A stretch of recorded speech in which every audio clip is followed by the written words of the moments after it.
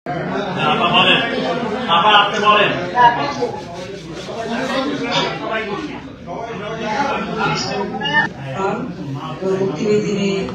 London পৌঁছান।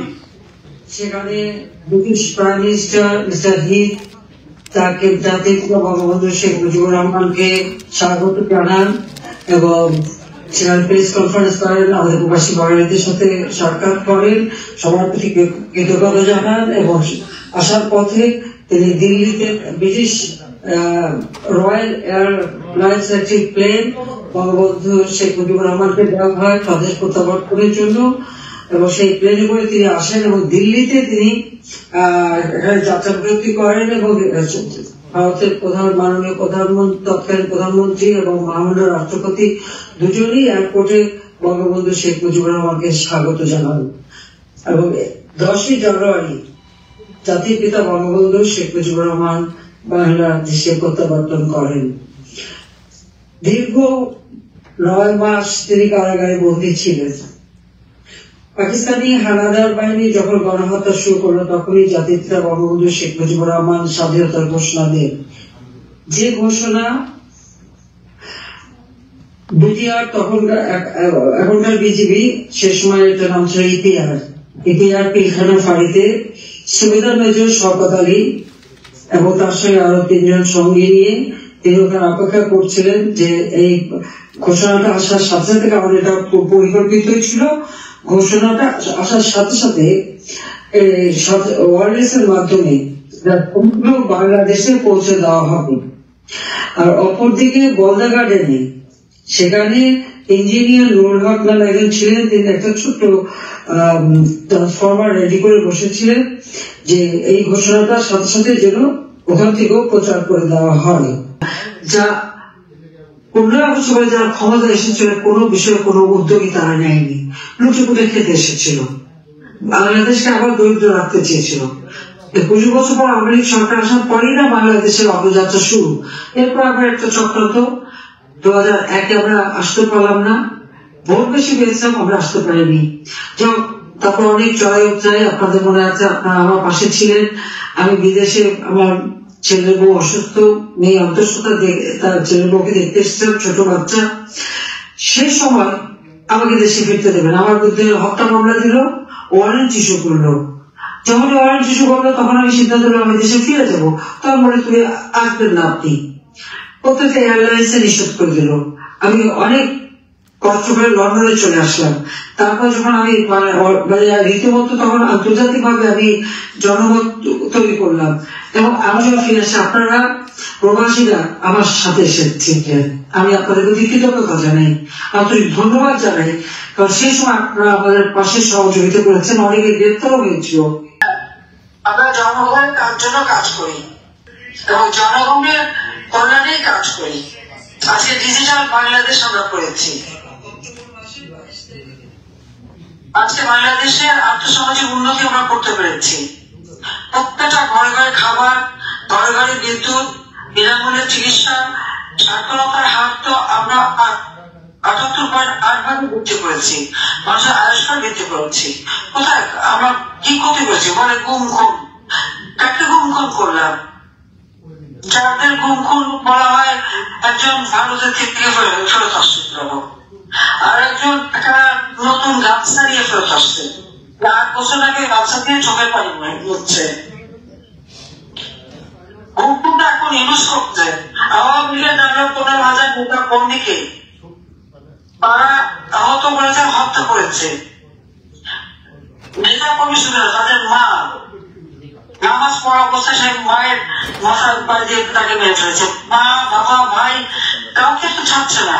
কাজে আমাদের হচ্ছে প্রশ্ন যে গণহত্যার জন্য আওয়ামী লীগ নেতা কর্মী আমি সবাইকে মামলা দেন, আর যেখানে যুদ্ধ অপরাধীদের বিচার আমরা করেছি সেই ট্রাইব্যুনালে আমাদের বিচার, একদিকে খুনের মামলা দিয়েছে, কোর্টে বিচার হওয়ার কথা, আবার আরেকদিকে সেই আইসিটিতে বিচার করে, ওয়ারেন্ট ইস্যু করে। একই অপরাধে 2 জায়গায় বিচারটা হয় কি করে বলেন তো? আওয়ামী লীগের লক্ষ লক্ষ নেতা কর্মী, তাদের বিরুদ্ধে মামলা, প্রায় 30,000-এর মতো মামলা এবং কোনো কোনো জায়গায় মানে অজ্ঞাত না বেশি। একটা উপজেলা হিসেবে ছেলে দুই দেশ পতন মুক্ত আসামি আর 5,000 থেকে 6,000 হলো অজ্ঞাতনামা। মানে আওয়ামী লীগের সেই জেলা থেকে নিয়ে শুরু করে, কেন্দ্র থেকে নিয়ে শুরু করে এবারে ওয়ার্ড পর্যন্ত, থানা ইউনিয়ন ওয়ার্ড পর্যন্ত কোন নেতা কর্মী থাকবে না যাদের বিরুদ্ধে মামলা দেয়নি। কেন? আওয়ামী লীগ অপরাধ করেছে। আওয়ামী লীগ ক্ষমতা থাকতে জনগণের পেটে ভাত জুগিয়েছে, তাদের মুখে ভাত দিয়েছে। যারা একবেলা ভাত খেতে পারতো না তার 3 বেলা খেতে পারে সেই ব্যবস্থা করে দিয়েছিল। সকলের ঘর বাড়ি পুড়িয়েছে। এগুলি তার একটা পরিকল্পনার অংশ হিসেবে তো করা। বঙ্গবন্ধু ভবন তার আগুনে পুড়িয়েছে। এই হত্যাকাণ্ড এবং যত ঘটনা সবার আসল মাস্টারমাইন্ড তো ইউনূস। পরিকল্পিত ভাবে করেছে। এখন আমার প্রশ্ন, আমার কথাটা হচ্ছে স্পষ্ট যে আমার হাতে যে প্রতিষ্ঠানগুলি এখন প্রস্তুত করছে, পরমাণু বিদ্যুৎ কেন্দ্র, যমুনা নদীর উপর বঙ্গবন্ধু রেল সেতু, কুড়িগ্রাম থেকে গাইবান্ধা সেতু থেকে শুরু করে যতগুলি সেতু, সড়ক, রাস্তাঘাট বা প্রতিষ্ঠান আমি তৈরি শুরু করেছিলাম, যারা এখন 2024 সালে চালু হওয়ার কথা, 25 সালে চালু হওয়ার কথা। খুনি, জঙ্গিবাদী, সন্ত্রাসী এবং যারা তারা কেউ কিন্তু ওটা উদ্বোধন করতে পারবে না। অধিকার নাই। তারা একটা মেট্রো রেল থেকে শুরু করে আমাদের এলিভেটেড এক্সপ্রেস হয়ে সেতু ভবন, সড়ক ভবন, দুর্যোগ মন্ত্রণালয়ের ভবন সব যখন আগুন দিয়ে পুড়িয়েছে, তখন কেন আপনারা কিছুই করি নাই, আমাদের সবগুলি পুড়িয়ে ধ্বংস করবে। তখন আমার হাতে যেগুলি কাজ শুরু, সেগুলি সে উদ্বোধন করে তার লজ্জা করবে না?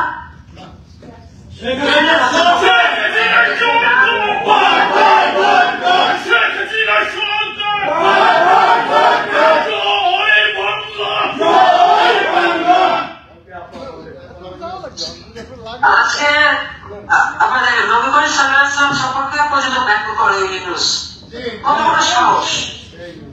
তারপর মাজার শরীফ থেকে শুরু করে সেই সব জায়গায় তারা ভাঙচুর করছে, ওরা মাসায়কে বলতে অপমান করছে। নবী করিম সাল্লাল্লাহু আলাইহি ওয়াসাল্লামের বিরুদ্ধে যারা এভাবে মানে ব্যঙ্গ করতে পারে, তাদের সাথে আমরা দেখি জামাত ইসলামের ধর্ম সব থেকে বেশি, এবং সব জায়গায় জামাত ইসলামী এবং শিবির। আর ওই আইসিটিতে যেখানে যুদ্ধাপরাধীদের বিচার আমরা করেছি, সেখানে আমার নাকি বিচার করে ফাঁসি দেবে। আমি দেখি ওদের, আমিও দেখতে চাই ওদের ফাঁসি কত জোর আর কে কাকে ফাঁসি দেয়।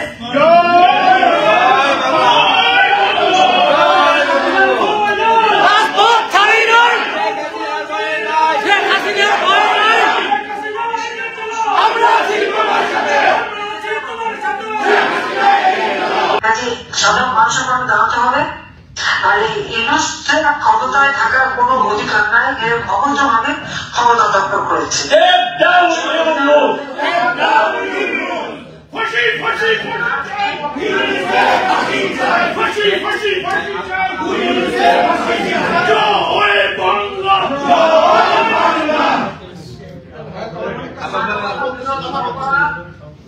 মানবতা বিরোধী অপরাধ, নারী নির্যাতন, ছাত্র হত্যা, শিশু হত্যা, নির্দেশ মতো তার পরিকল্পনা, তার মাস্টারমাইন্ড দিয়ে করা। এমনকি আপনারা দেখেছেন এক সমন্বয় করেছে যে আমাদের তো ছাত্র বেশি ছিল না, ফলস আইডি কার্ড করে এবং সকলকে সাদা প্যান্ট, সাদা শার্ট, কালো প্যান্ট তৈরি করে দিয়েছিল। আর যারা এই হত্যার সঙ্গে জড়িত থাকে তাদের জন্য ছিল কালো প্যান্ট, কালো শার্ট অথবা বোরখা। এইভাবে পাকিস্তানে তারা লোক পাঠিয়ে সেখানে পড়াশোনার নামে ট্রেনিং করায় নিয়ে আসছে এবং এখনো তারা সেখানে লোক পাঠাবে এবং ট্রেনিং করবে। এবং এখন সারা বাংলাদেশে এজেন্ট নিয়োগ দিয়েছে, প্রতি মাসে তাদের বড় টাকা দেয়। কোথায় থেকে আসে এত টাকা? আর দুর্নীতির কথা বলে এবং কোথায় রূপন্তী তারা একটা ফ্ল্যাট নিয়ে কথা বলতেছে,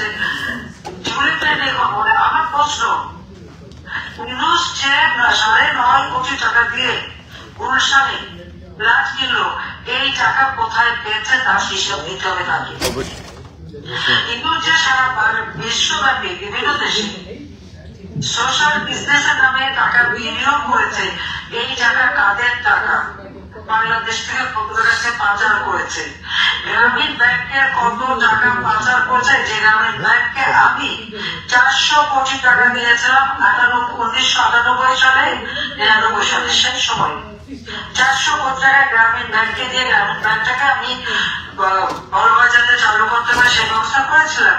আর সেই গ্রামীণ ব্যাংকের সমস্ত টাকা সে বিদেশে পাচার করেছে, তাহলে কয়েক হাজার কোটি টাকা। রবিতে গিয়ে কথা বলেন তো প্লিজ।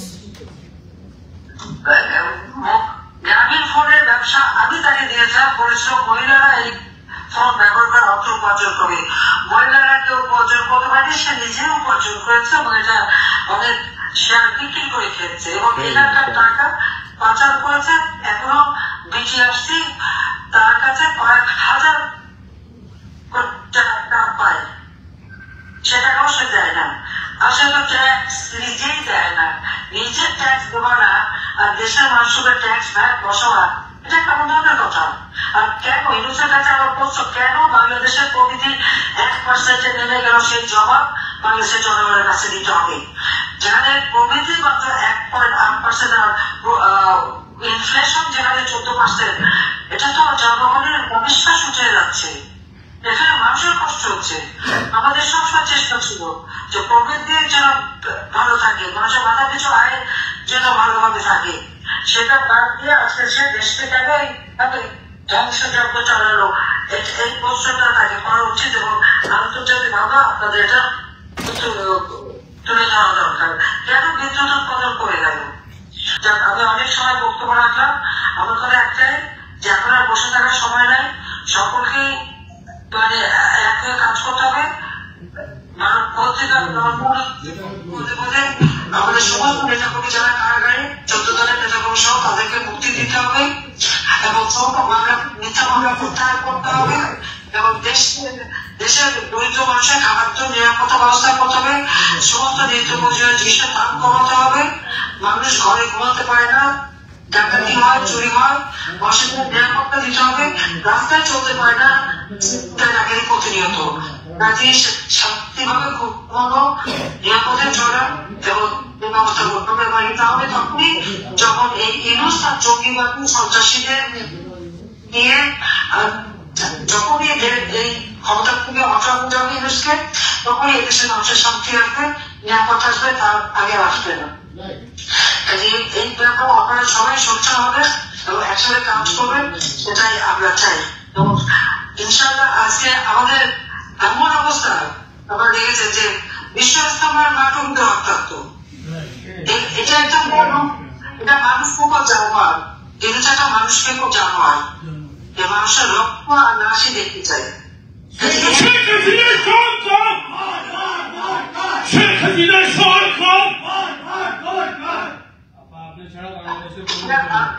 আমি বিদায় নিচ্ছি, আমি এখন আমার বক্তব্য শেষ করছি। সবাই ভালো থাকেন, কিন্তু সংগঠনটা করতে হবে স্থানীয় যারা আপনাদের প্রতিনিধি, মানে আপনাদের